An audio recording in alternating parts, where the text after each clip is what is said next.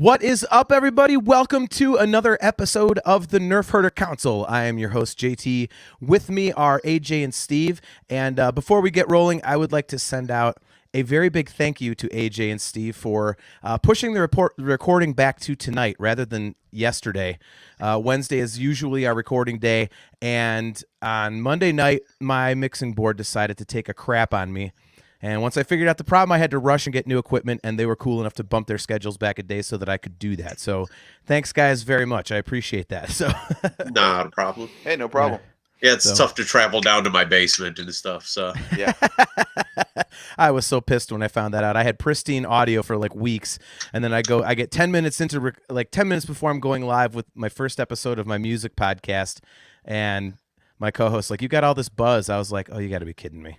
So I've been messing with it all week. But we are back.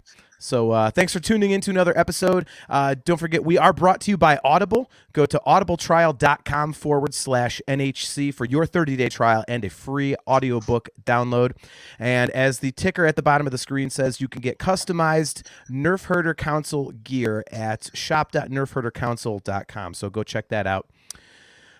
So we had a topic lined up for the last episode, and if you were watching, then you know that I had technical issues then too. So, it's been a good couple weeks for me. This is an ongoing issue. It is. So thankfully, it appears that we are fixed and ready to go. Misa back. But yeah, we wanted to talk about an article that we had found in regards to a pretty big Star Wars author. He's done a lot of books. And a lot of really popular books, actually. So a lot of Star Wars fans that are into the novels know this guy. His name is Alan Dean Foster, and apparently he wrote a story treatment for Episode 9 that basically tried to retcon The Last Jedi. So the guy apparently hated The Last Jedi, and anybody who's watched the show for a while knows that we love that movie and hate when people bag on it and try to say that, that's not Star Wars and everything. So I wanted to bring that to the show last time, but of course we couldn't do that. So wanted to do that tonight. So why don't we get into this? I'll read some stuff and we'll react as we go. Article is titled, Star Wars Writer Says He Hated The Last Jedi, Retcons Entire Story. If you're a Star Wars fan, you undoubtedly know that the second film in the sequel trilogy, Rian Johnson's Star Wars Episode 8, The Last Jedi, was divisive at best. At worst, it brought out the most toxic aspects of the Star Wars fandom, even sending Rose Tico actress Kelly Marie Tran to therapy. Now, legendary Star Wars novelist Alan Dean Foster has spoken out about his opinion of the 8th movie in the Skywalker saga, and has shared he found it to be a quote-unquote terrible film. In fact, Foster was ultimately inspired to retcon much of the story and rewrite Star Wars Episode 9, The Rise of Skywalker, to better reflect what he and many Star Wars fans feel should have happened in the story. So again, we've got people crapping on The Last Jedi saying, well, I could have done better, which, of course, we are never, ever a fan of that sort of logic. So, yeah. So, AJ, I know you've read the article. Steve, did you read it, or were you waiting for tonight? I'm waiting for you guys. Okay. I like to be surprised and have reactions live to my stupidity. Right? So Wade Lindemann says The Last Jedi is easily the best of the sequels for what it's worth. I would definitely agree with that. So hopefully he agrees with us as we go through this. Let's see. All right. Speaking with YouTube channel Midnight's Edge, Foster shared, Episode 8 was out and it was a done deal. And I went and saw it, and I thought it was a terrible film. I thought it was a terrible Star Wars movie, and there's no need to go into why because every fan already has. I thought, how can this be retconned? How can we fix as much as possible from Episode 8 in a proposed Episode 9? And I wrote a partial treatment for that, attempting in that storyline to explain a lot of the really silly things that happened in Episode 8. So apparently what we have is another guy who wants absolutely no change in Star Wars and just wanted superhero Luke and lightsaber battles and TIE fighters and X-Wings kicking ass on each other. When you read that first line, the first thing, when he said, I don't have to go into detail as to why it's horrible, it just means that he couldn't think of anything on his own that he hadn't already read on the internet. And he's just trying to be cool because, you know, it was the cool thing to do, to crap on basically the entire sequel trilogy, but really episode 8 got the worst of it. And that it's just stupidity and laziness, like the fact that people can't come up with their own opinions without just having it spoon-fed. Your opinions are spoon-fed to you by other people on the internet, and you're too stupid to make up your own idea about things. Right. I wonder what, like, I want to hear these people that say that, like, oh, it's a terrible movie, I hate it. Like, I really want this guy to come out and then say what he thinks of episode 9. You know, like, well, okay, well, if he wants to retcon it and make it exactly like the first 3 movies, he probably loved episode 9 because of all the fan service, is what I would assume. Yeah. It's just, we've talked about it. I really like episode 9, but it's very slipshod. You know, it's just a lot of stuff thrown together, which is cool. I mean, it's fun. Yeah. But, I mean, I would really be interested to hear his opinion of episode 9 as it came out. So let's see. Foster continued, stating that he knew Lucasfilm and Disney would not actually utilize his rewrites, but that he quote unquote did it for the fans. No, you didn't, because yeah. You're not speaking for me, man. Like, I love The Last Jedi, so you're not speaking for me. Thank you, Alan Dean Foster, for saying what we all wanted. Like, come on. Finally, somebody said it. What's the term? Gatekeeping or something? For our own voice to be heard, you know? Yeah. No one listens to us until Alan Dean Foster comes along. Right? Yeah, the whole Star Wars fandom was a joke until Alan Dean Foster came along and saved us all. Thank God for that, man. Oh my gosh. So, all right, so there he is. There's the Star Wars God himself. And look what he's promoting. He's promoting a Star Trek book. So that's his retcon, dude. That's the novelization of Into Darkness. That's an ultimate turd. Yeah. So that's his retcon for episode 8, is to turn it into Star Trek. Yeah. What'd you get paid for that, Alan Dean Foster? You don't like The Last Jedi, but you like a movie that completely bastardized the Wrath of Khan. So, you know, I'm not here to make fun of people, but I'm pretty sure we could screen episode 8 on his forehead. Jesus Christ. Steve.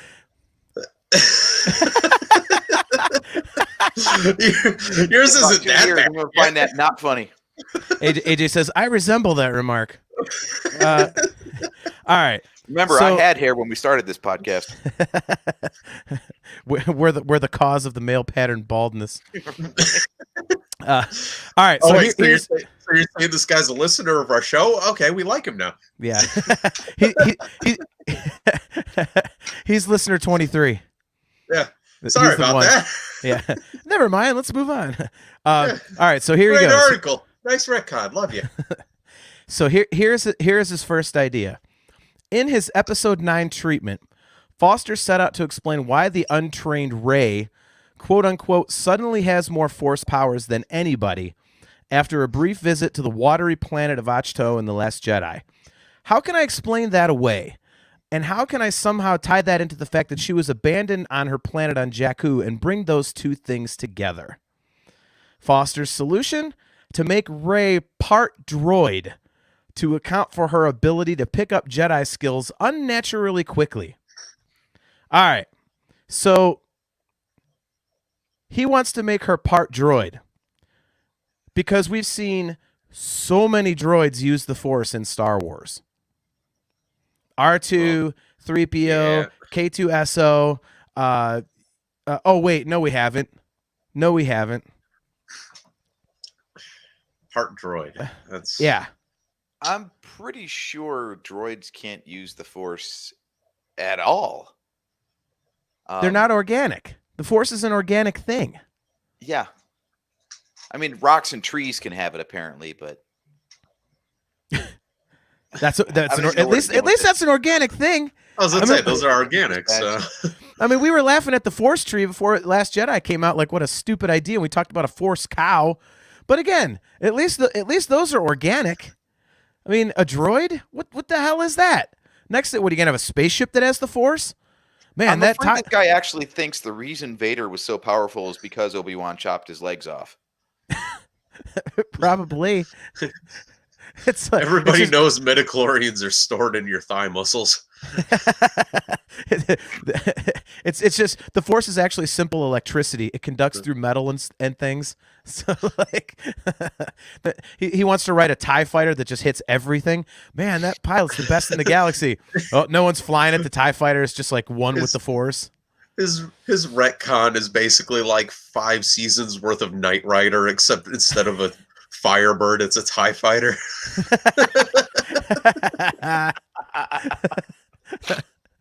Kit is actually a TIE fighter. Yes. All right, so he says that's a horrendous idea, because I mean, based on that and what we know about the original trilogy, would that in turn make Luke part droid too? Because he caught on really quickly. Well, of course, he's not going to address that. Right.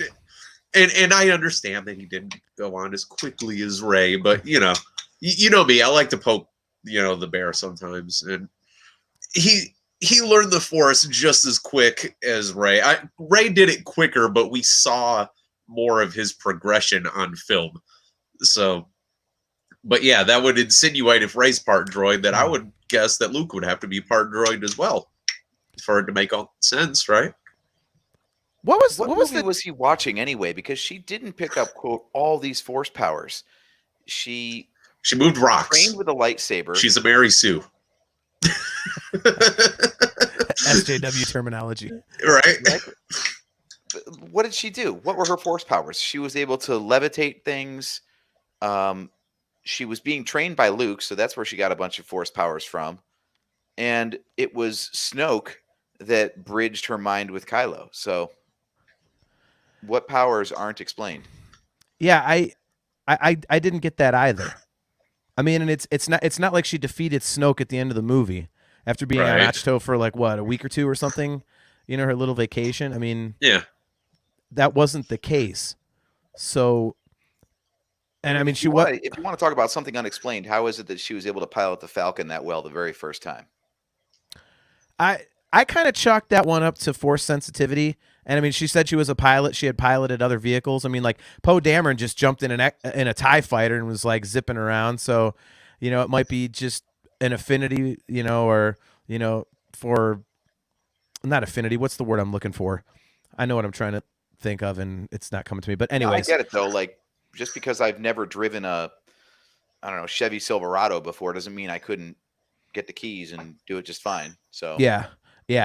So I mean, like, and she's Force sensitive, so the whole instinctual thing, that's how Luke, navigated Beggar's Canyon and stuff like that. So, yeah, I didn't understand that either. I mean, Luke was learning from Obi-Wan, we think, in between the end of Episode 4 and Empire, but at least Rey had like so. Yeah. So I don't see that there's much difference there. So that was interesting. I don't either. So it says he told Midnight's Edge that gives her the ability to learn remarkably quickly and also enhances her existing Force powers, and that's how she can throw boulders around at the end of Episode 8. Also, it allows her to be instantly simpatico with other droids. I thought this would be a really fun story element, as well as explaining why and how she's able to do these remarkable things. Okay, so first, not only does her being part droid make her learn Force powers quicker, but it gives her super Force powers. So again, we go back. So 3PO and R2 are not only Force sensitive, but they're super Jedis too, right? Yeah. It's like we said. I mean, the Force is an organic thing. How would being a droid help her learn remarkably quickly? I mean, how on earth did Obi-Wan and Anakin defeat the damn droid army in the Clone Wars then? Right? Those things should have dominated every third galaxy, you know, like they're running around yelling Roger, Roger, and they're the most powerful beings on any planet known to man. Yeah. No, like again, it's I would understand like learning things if it was like facts and all that kind of stuff, but how is a droid going to learn an organic power? Like that doesn't make any sense to me. Well, when she was created, somebody took like a piece of bark off of the force tree and built it into her. Yeah, I guess so. Droid parts and. Well, and then he mentions throwing boulders around. Like, well, that's a force power, and it isn't. You know, like Luke was trying to raise an X-wing. That's a lot bigger than a boulder. So, and in her mind, she already believed, you know, floating rocks or whatever. So that's why she goes, oh, floating rocks. So she already believed it was possible, whereas Luke did not believe that lifting an X-wing was possible. Well, it's because everybody loves Luke, and he could not lift rocks, and he struggled with it. And the fact that Rey was able to lift rocks makes this a problem. Yeah. I mean, no one can be more powerful than Luke in any way, shape, or form. Yep. Sadly, a lot of people believe that. Well, I feel like that's a thing. Like, because he was like the only living example of a Jedi we really got to see in the original trilogy, there's just so many people that just assume he is the greatest example of a Jedi ever, and no one can ever touch him. Right. Which actually, based on the examples of his training, he should have been one of the worst. He had like a little bit of time with Obi-Wan, and then the rest is all like self-taught. So, yeah, I don't know. I never got to hero worship for Luke. Like, Luke was a cool character, but this whole thing, like, he's the greatest Jedi ever. Like, why? He's got the least reason of any Jedi we've seen to be the best. And that's one of the things that, you know, we talk about in The Last Jedi that I really liked was that, you know, I completely agree with you. And I think The Last Jedi, you know, the movie pulls at the end of the movie actually, okay, I saw that. I'm like, okay, now I understand why he would be the greatest Jedi we've seen. Like, that makes sense to me. Like, the fact that he can do something like that, we've never seen that. He's doing the Force projection, you know. He's so strong in the Force that kills him, whatever. Like, okay, that is like a great Jedi move. Right. Mm-hmm. So that I get, but I completely agree with you on the rest of it because I always thought the same thing. I was like, aren't there way more powerful guys than him? Like, you know, especially once we saw the prequels. I mean, you got Mace Windu and, you know, just about anybody on the Jedi Council. Yeah. So, you know, and this part about it allows her to be instantly simpatico with other droids. You know, I thought this would be a really fun story element as well as explaining why and how she's able to do these remarkable things. Well, what does it matter if she's simpatico with other droids? Like, that's just okay, now I'm best. This makes me best friends with like robots. Like, all right. Yeah, was he like irked that she got along with BB-8 so fast? yeah. Seriously. Because I was thinking that. I was like, well, other than BB-8, like did she even have interactions with other droids throughout 3 movies? And like, wasn't I she can't even tight with BB-8? No, I mean, there was no man in her life. I'm sure there was something motorized. All right. Bad, man. knocked the words right out of Steve. Yeah. I mean, when you agree with something you weren't thinking about, like, all right, next point. Yeah, no, I guess that was be the cool, other end of that yellow lightsaber at the end of 9. One side's the lightsaber and one side's the. I think I'm just going to leave that one right there and go on to the next part of the article there. She hits that button at the end of the movie and nope, flip it around. That wasn't the lightsaber hum you were hearing. Yeah. Right. Whoopsie diddly. That's the last line of the entire trilogy, or the entire 9 movies. Whoopsie diddly. Luke and Leia are like, oh geez, whoa, man, wow. They're turning around looking away and stuff. We have to see everything. Yeah.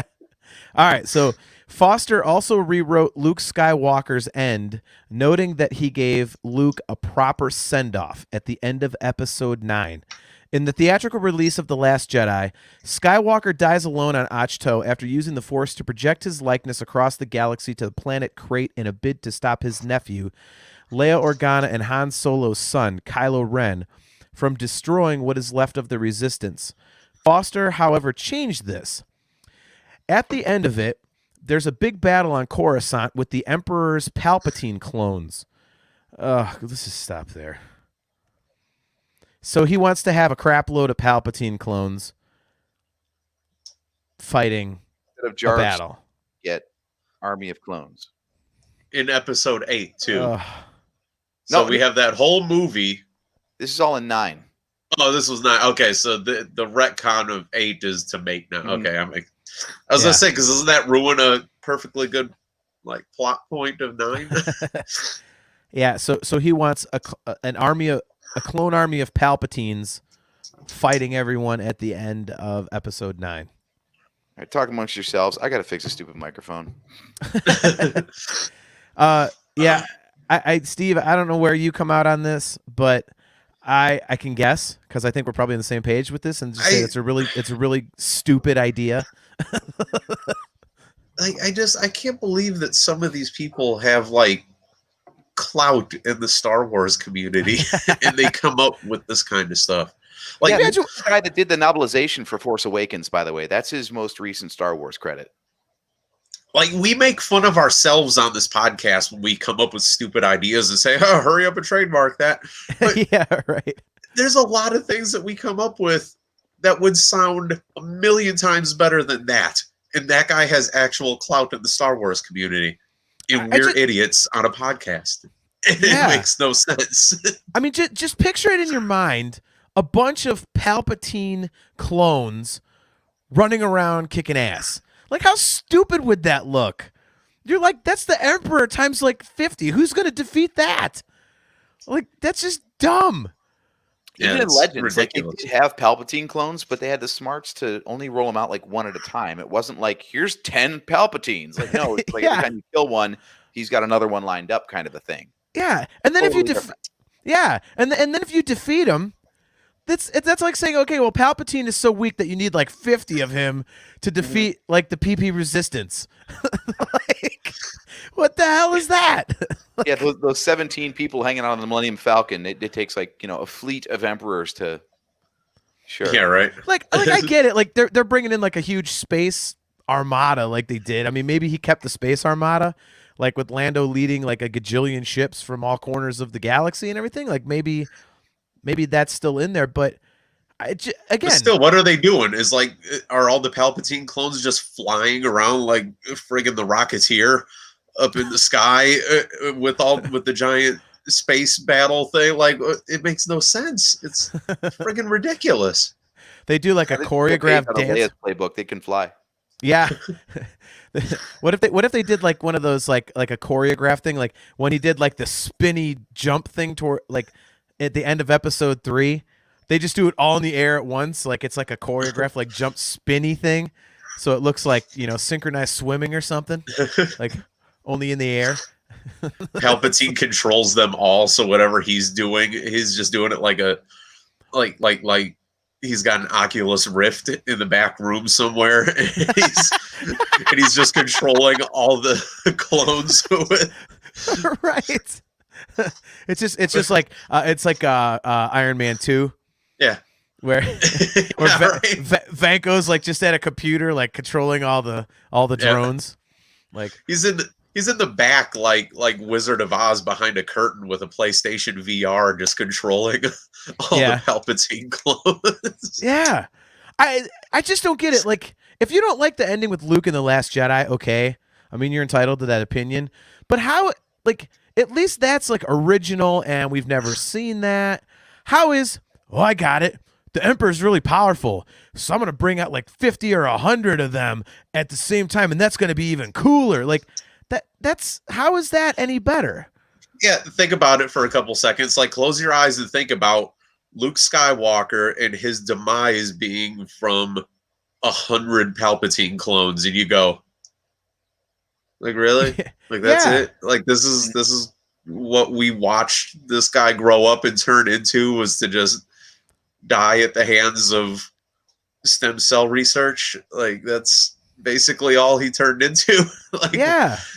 You'd be more pissed off that happened than what actually happened in the movies. Oh yeah. I mean, you know that if we saw like a million Palpatines come out, like, what the hell is this? I mean, it was already weird enough that all of a sudden Palpatine's back, you know, and the only way they could explain it was Palpatine's returned. Okay, like they didn't explain it, which they can't. What was that? Sorry. Secrets only the Sith knew. Yeah, yeah. I get it. They couldn't like explain it, so I'm fine with that. But it is kind of wonky to just go, he's back, and now you want 50 of them. That's your grand plan. Like, what about nowhere in here does it say that he walks back the fact that Luke died in Last Jedi. So this is a ghost of Luke Skywalker versus an army of Palpatine clones. No. He said he gave Luke a proper send off, and that's coming up. That's coming up. Back to life. Well, no, he is alive. Maybe it's a Luke Skywalker clone. He's alive. So after the part about the big battle in Coruscant with the Emperor's clones, he says, I also managed to provide proper motivation for the character that forced hold on, I misread. I also managed to provide proper motivation for the character that they forced Boyega to fall in love with, that being Rose Tico. I give her something proper to do that justifies her character. At the end of the okay, but he doesn't say what it is. I give her something proper to do that justifies her character. Like if you want to say that Rose Tico should have been on screen more, I'm on board with that. I thought that was a cool character, so I'll get on board with that. But saying I give her something proper to do that justifies her character, like what needs to be justified? What this goes back to this. It's the same thing as the first line that you read that he said, I don't have to go into details because everybody else knows it already. It's like, again, you have no details. Like the guy's like, what do they call it? Like a snake oil salesman or something where he's a politician. He's saying the right things to make people believe that he had something logical or concrete in front of him. And it's all a bunch of bullshit. Like there's no substance there. There's nothing there to what he's saying. I mean, he said, that this is a partial, rewrite type of a thing. So I wonder if it's like, George Lucas said when he was writing the scripts for the prequels that when he would bring the first drafts, he said in the documentary, he's like, he hands the script over, he goes, there's a lot of they fight. So I wonder if in his there's a page that says justify Rose Tico. That's the only thing it says. And then there's like a timestamp, so it could be like 5 seconds to like 5 minutes long, whatever we need to fill space with. Exactly. All right. So, if you need to fix anything about Rose Tico, you need to fix her in Rise of Skywalker. I mean, but this is the Rise of Skywalker. That's obvious that JJ like took a look at that character and was like, "You suck. Go sit over there." Well, don't forget this is his version of Episode 9, so that's what we're talking about. but apparently these are all reactions to what didn't work in 8. So he's saying he didn't like Rose Tico in 8. Yeah. So we got to fix her in 9. I don't understand that. I don't think she was broken in 8. I think she was broken in 9. I mean, everybody else is going off and leaving the base to go fight the Emperor, and her job is to basically watch the old lady. Yeah. she's on Leia patrol. Right. She's basically like a hospice nurse or something. Yeah, exactly. Eric Geyer says, "Listen, we all want 75 Death Stars aimed at Coruscant, and only Grogu can stop them." That's his story treatment for. Yeah, exactly. I was gonna say that's episode 10. This is honestly, and this goes back to what I said about us saying things that we joke about and we make fun of and stuff with our stupid ideas. That's one of them. He's 100% right. If you're gonna start cloning every damn thing, let's just ship out 75 Death Stars. I mean, it really shouldn't be that tough, should it?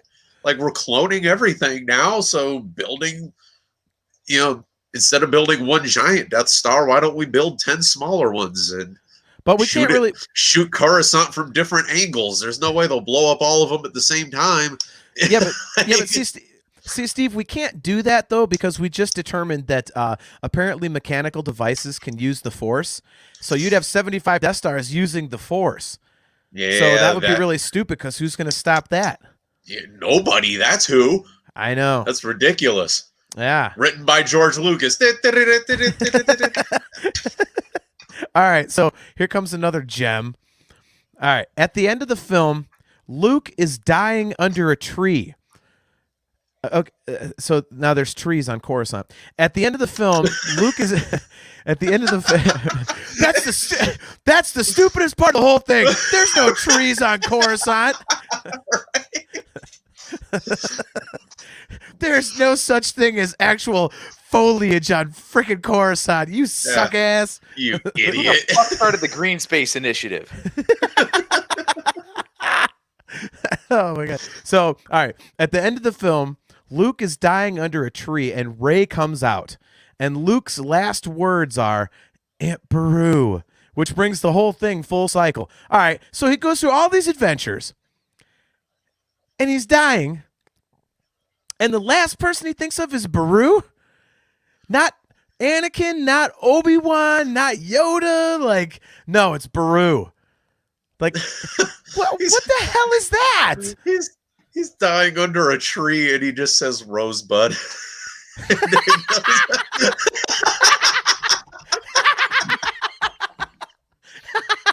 He turns it into Citizen Kane. Oh, that's fantastic, man. Good reference. Oh, that's funny.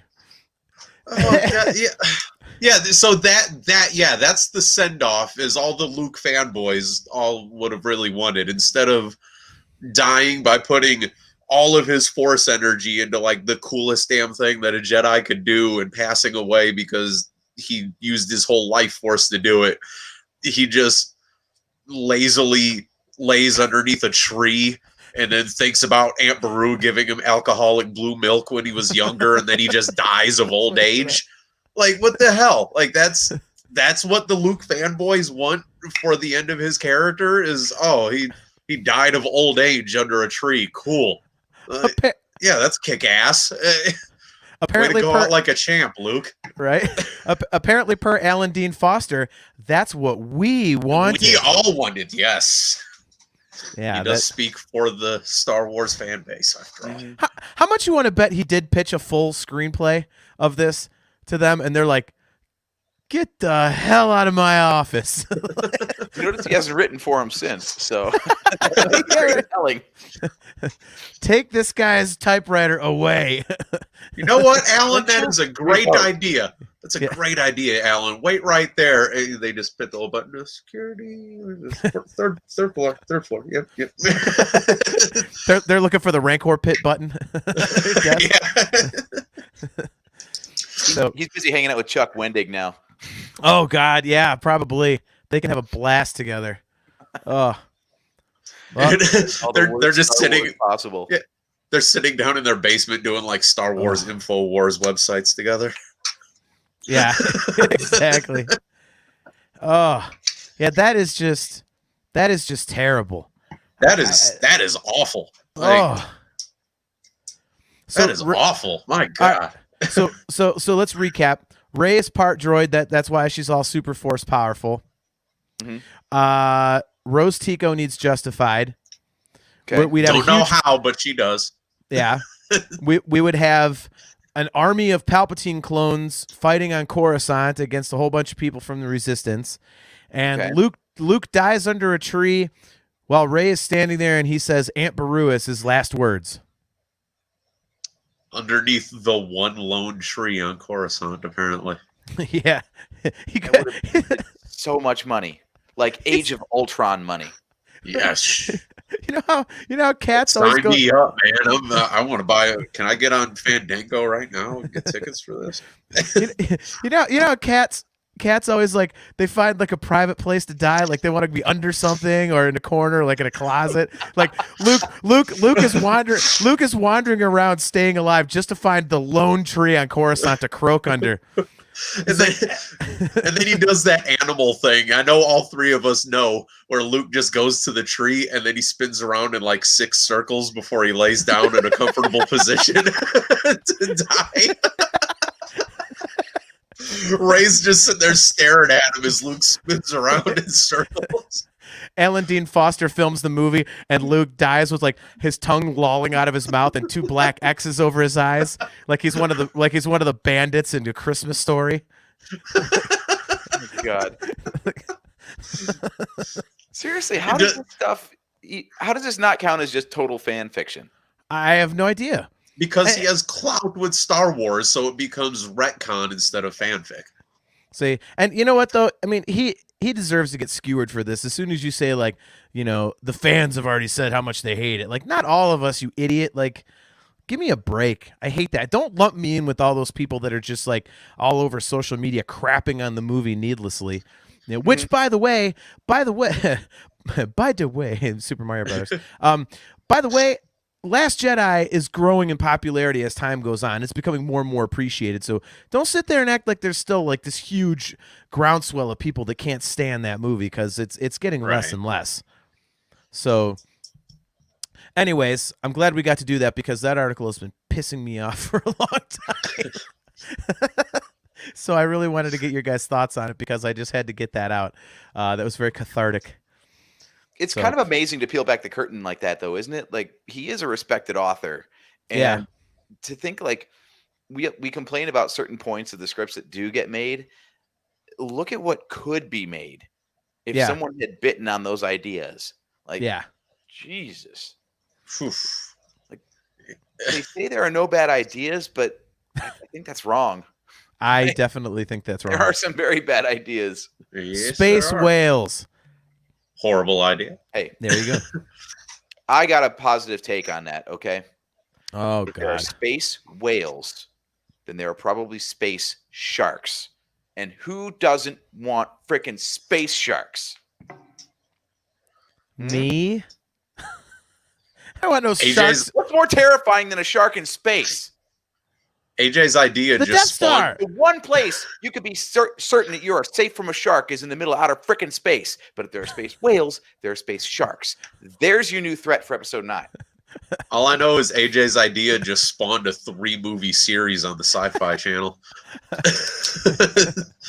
Right after Mecha Shark and Octopus and Sharknado. And Sharknado in space. There you go. Yep. Sharknado in space. So if we're going by that logic, and there are space whales, does that mean there's such a thing as space plankton? Because what are the whales eating? Yeah. So all right. So we have space plankton and space sharks. Yep. All right.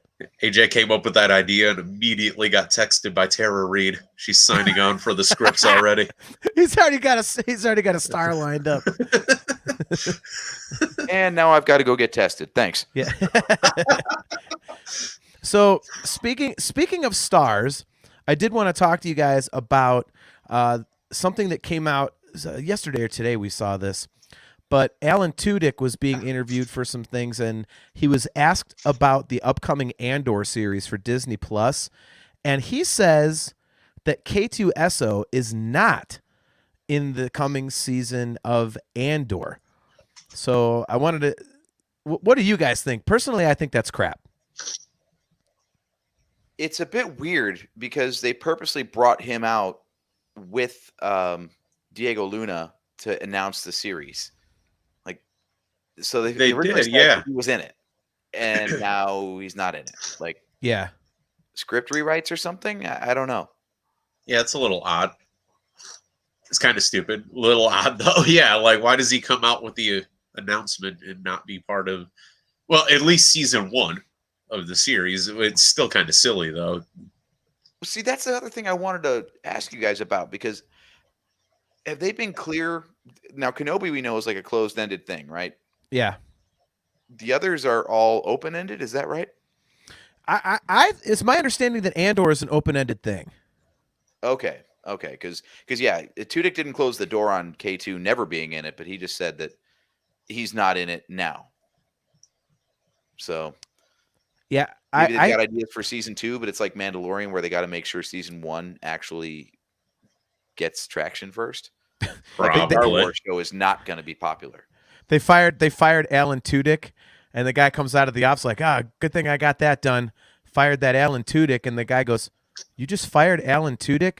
"Yeah, why?" "No, dude, I said Gina Carano." Damn. Oh, Sorry, had to bring that up since everyone's up in arms about that on Twitter. We are not, but I thought that'd be funny to throw in there. So here's why I think what's going to happen is K2 is going to be in like season 2, and it's going to be a totally different voice actor or something. Yeah. One of those terrible things. Yep. Where it's like immediately you're like, that's not it. It's got like a southern accent instead of being. You know what the odds of him using that blaster against you are? They're high, very high. It's like, you know what the odds of him using that blaster against you are? High, really high. Like, what the hell is that? And then they give us the new version of Rogue One that they released with the new voiceover work on it. like they did with Tim Morrison and Boba Fett. Yep. Congratulations for being rescued. Damn it! Now I can't get that out of my head. I can't. There is no Rogue One. Well, there is now. Oh my god. Oh, I hate when I get these things in my head.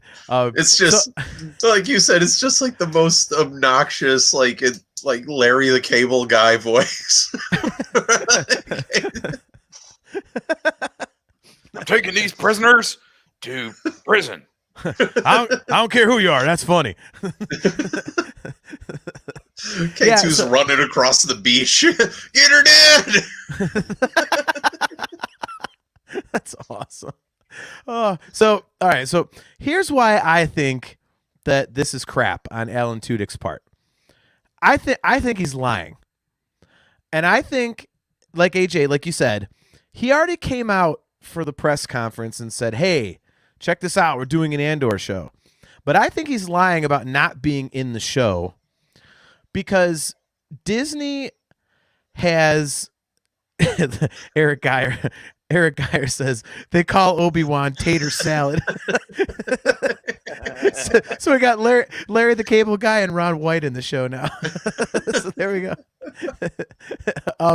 No, I think, like I said, he's already come out and announced the show with Diego Luna, but Disney had this habit of like teasing all these special characters for the Mandalorian season 2. Like, we knew Ahsoka was coming and all this other stuff.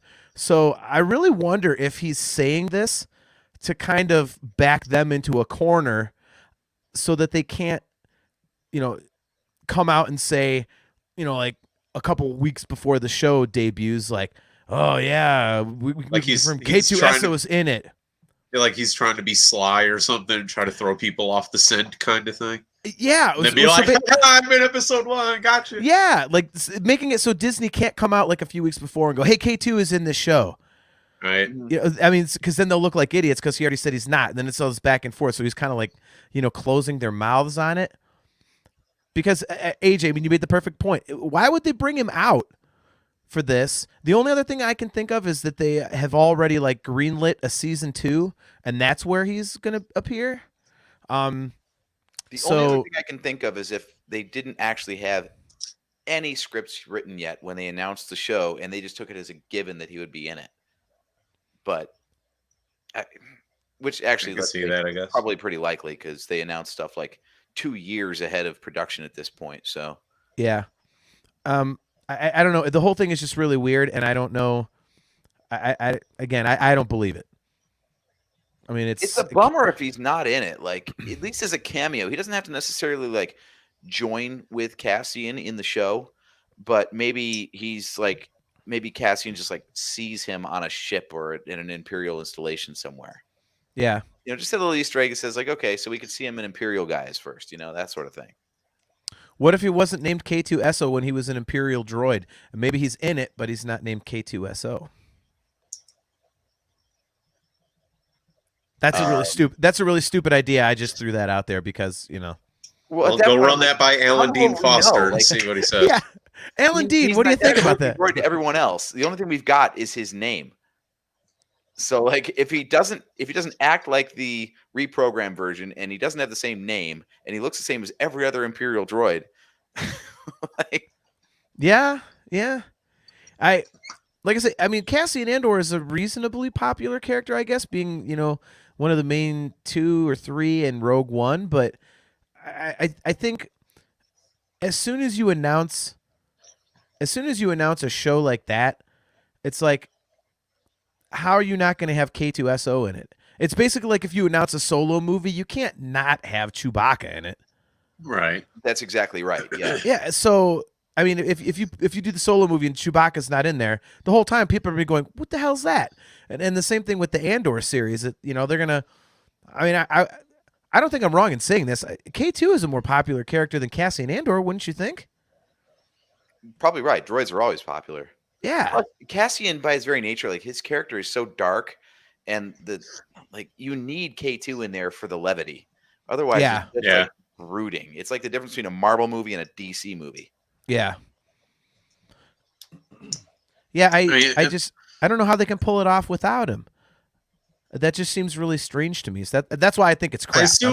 Honestly, I assume you're going to get the story kind of like Solo, when you got the story of Han and Chewie meeting and stuff. They're probably going to cover that in the Andor series, is how him and K2 became a thing. You'd think, right?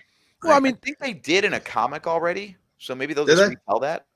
Maybe. well, if they already did it in a comic, maybe they won't, because that's one of the things in canon now. They're not rehashing things. Like if something is in a book, they're not redoing it in a movie. So. Oh, right. They wouldn't retcon it or anything. I mean, we're not Alan Dean Foster here, but they could actually show those events instead of just be like, "Hey, go read that comic." Well, but that's what I'm saying. Like, they're not going to say, well, this isn't a comic, but we're going to show it to you in live action. Like, they haven't done that. So, it's maybe not. I just me. I don't read the comics or anything, so I wouldn't have known. Yeah, I think there's a ton of people that would like to see that story played out because they're not going to go look that thing up. Yeah, that's like, Steve. I mean, to your point, that's something I think they really you kind of have to show that. That's the main question people have. It's like, okay, I like Cassian, I really like K2-SO. I mean, really the only question there is, well, how'd they meet? Because they go on a bunch of adventures and they're the birth of the Rebel Alliance and stuff like that. So really, it's just a question of saying, all right, so how did they come together?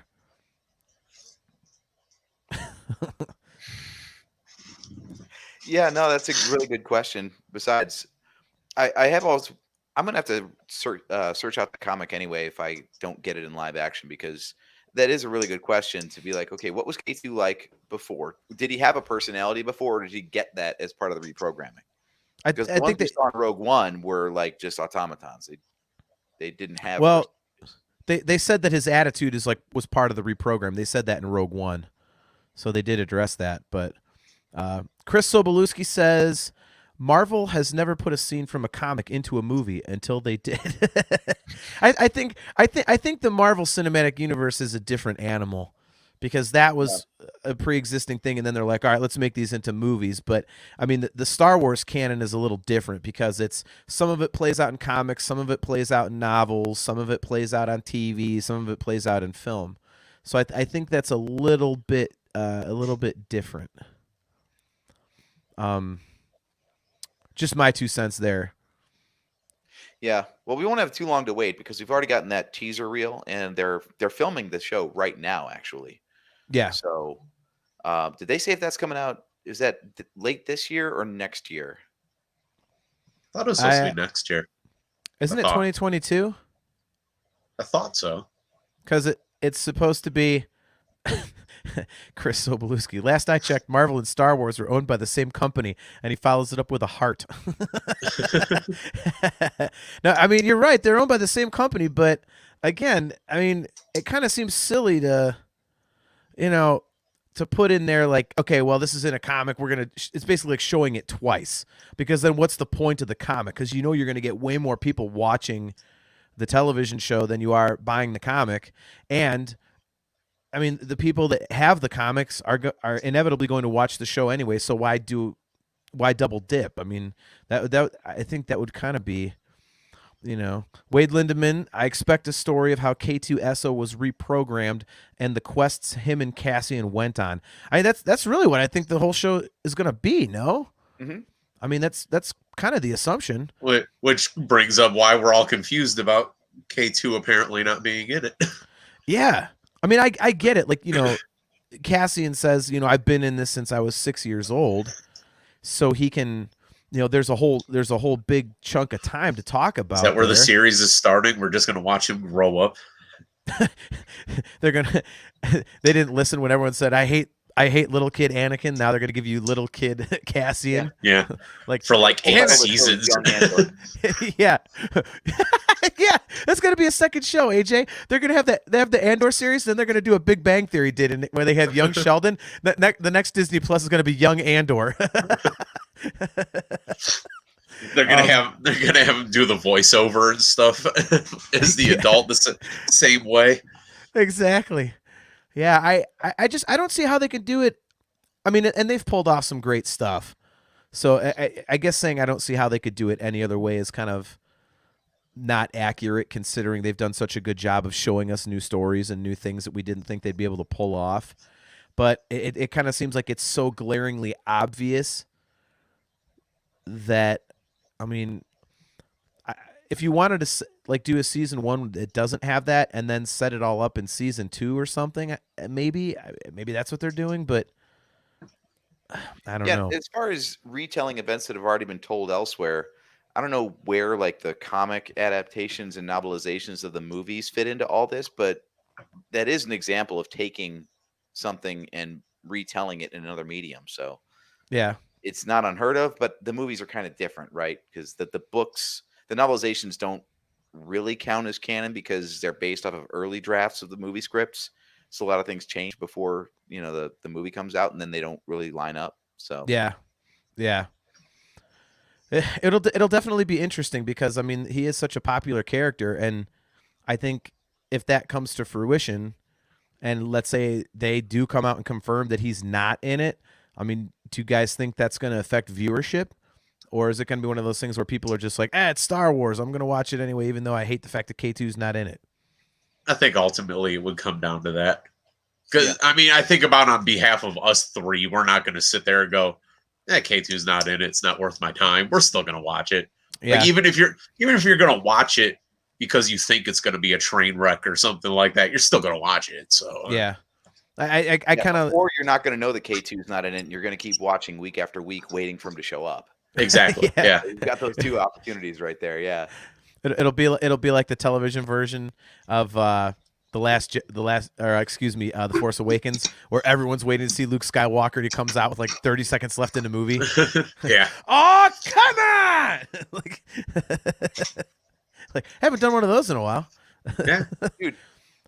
Luke's all about that last second save, man. Between Force Awakens and the season, episode 8 of season 2 of The Mandalorian, like, yeah, that dude just loves a grand friggin' entrance at the end, doesn't he? He just lets everybody do the dirty work, and he shows up like, "That's right, Luke Skywalker's here. Yep. Check me out." Right. Yeah, it wasn't just episode 8 that he did the little shoulder brush thing. He's been doing that for a long time. They should have had him do it in the last episode of The Mandalorian. That's now like his new thing. Yeah. Like that jobber wrestler Barry Horowitz back in the day did it. He patted himself on the back. Luke's thing is brushing stuff off his shoulder. Like that's his go-to move. Dramatic. Pause. Wade Lindemann, he says, it'll still be cool because Rogue One was awesome. I completely agree. Eric Geyer says, we all want Robot Chicken Star Wars scenes in live action. Now that is Agreed. true. That is true. Although the crappy animation, it kind of adds to the humor a little bit. So that's, yeah, there we go. Yep. I just want Breckenmeyer Boba Fett. Yeah. Right. We just get Breckenmeyer. Actually, that's our new campaign. We got to hit Breckenmeyer up on Twitter and get him to redub all of Boba's lines from this season of Mandalorian. entire episodes of Breckenmeyer Boba Fett. That'd be great. So do you want him to be Mando or do you want him to be Boba Fett? No, he'd be Boba Fett. Okay, because you originally said the Mandalorian. I was like, okay. Well, from the Mandalorian, the show, but Okay. yeah, he would actually be Boba Fett. Yeah, well, that's my armor over there. Hey, I'm here for my armor. Oh my god, so good. Our cousin Chris says he's like a blister that shows up after all the hard work is done. Basically. Yeah, I don't know. I don't see how they can do the Andor show without K2. So I think it's crap. Can't they just make it a comedy? Make it a comedy about K2 in the Imperial ranks. Like, give him his K2 personality before the reprogramming. You know, they could find some way to write that off. Wouldn't that be great to just have him be a flippant, blunt dickhead, like, to the Imperials? He's like thumping cadets on the head like he did. Yeah. Like, oh, so just saw the stormtroopers. That's gonna work. Yeah. I would love that. I mean, that'd be hilarious. I would totally get into that. So, all right. Well, why don't we, on that note, close up shop for this week. Thanks, everyone, for checking out another episode of the Nerfherder Council. Again, we are brought to you by Audible. Go to audibletrial.com/NHC for your 30-day trial and a free audiobook download. Get your customizable Nerfherder Council swag at shop.nerfherdercouncil.com. If you would like to listen to the audio version of the show, it's available pretty much anywhere podcasts can be found. So you can check us out if you're not into the video thing. And other than that, thanks again for checking the show out. I am your host, JT at Dog Pound Jedi. He is AJ. At Drake Adams 579. He is Steve. At JSteve1005. And we will catch you next time.